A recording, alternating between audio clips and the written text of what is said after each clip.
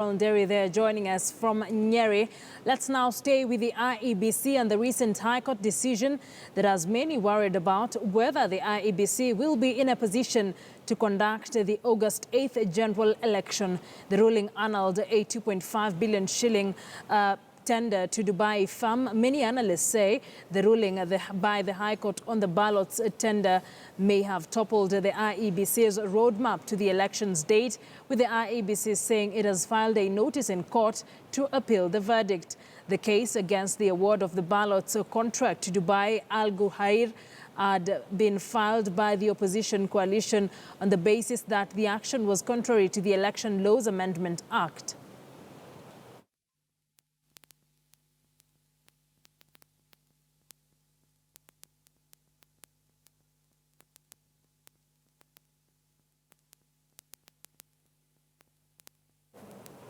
All right, let's now speak to lawyer Elisha Ogoya. He is a lawyer and he will be giving us his views on whether he thinks we will be able to get into a poll or an election on August 8th with the recent happenings. Thank you very much for joining us in the studio. But before we get into matters elections, what has happened in court today is said to be one of the biggest decisions that has ever been made by the appellate court.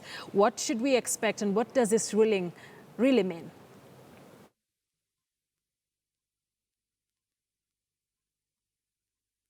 Yes, of course, the court has adopted consent by the parties, so to speak, to give the doctors a temporary reprieve and get them from the prison walls, which is as it should be, if you sought my opinion on that.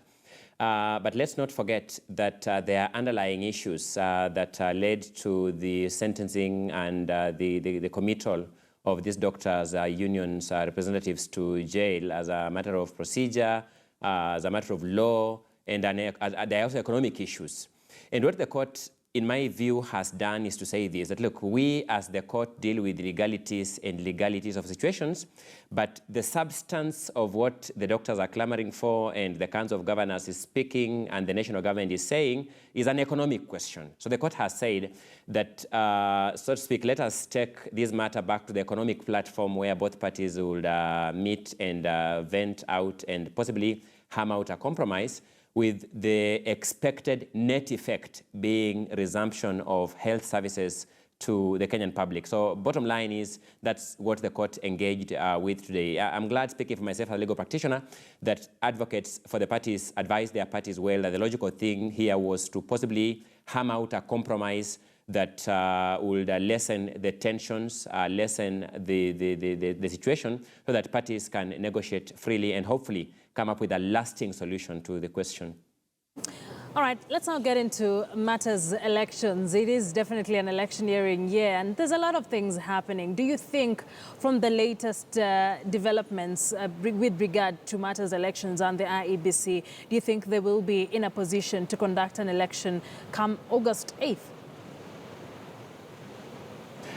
Interesting question there, because the question whether or not we will have elections on August 8th is not a question that can attract an arbitrary answer.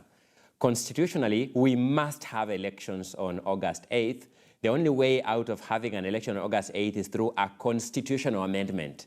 As the law stands today, the role players have no option but to crack their heads, to burn the midnight oil with a clear focus on August 8th as the constant north, the day on which we must have elections as dictated by the Constitution. As a lawyer who understands consequences of court orders, is that this decision is obviously going to have an impact on the planning for those elections. But I guess that is the responsibility that comes to some offices, and that those responsible in those offices then must work away, redo their cascaded program in a manner to ensure that the net effect is that Kenyans go to the polls and elect their representatives through the various offices on August 8th. It's not a negotiable timeline outside a mechanism of an amendment to the Constitution.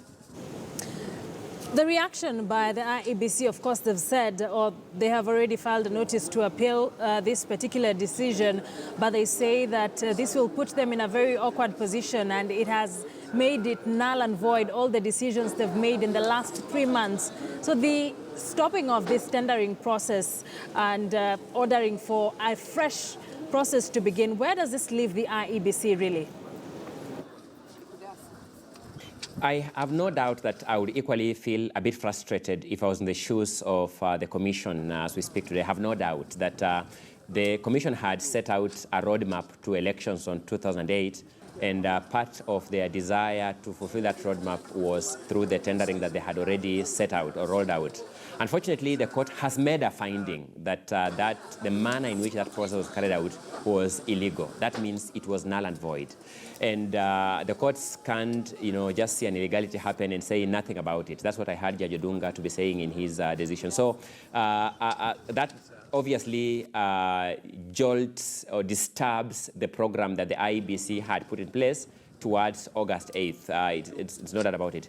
The IEBC to go to the Court of Appeal is a logical option available. I have said elsewhere, and I repeat here, that if one is dissatisfied by a decision of the court, the options available in law are fairly limited. You either go back to the same court to get that decision reviewed if you fall within the framework of the principles of review, or you go to a higher court and appeal and seek the setting aside of such an order, which is what I hear the IEBC to have done by filing the instrument, the notice of appeal. Unfortunately, that order remains in force unless and until it's set aside.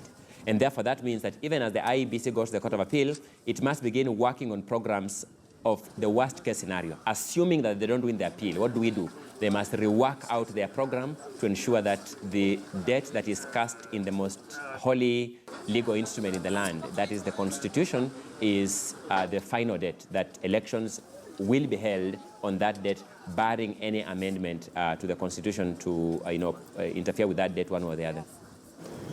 Thank you very much, Lawyer Elisha Ongoya there.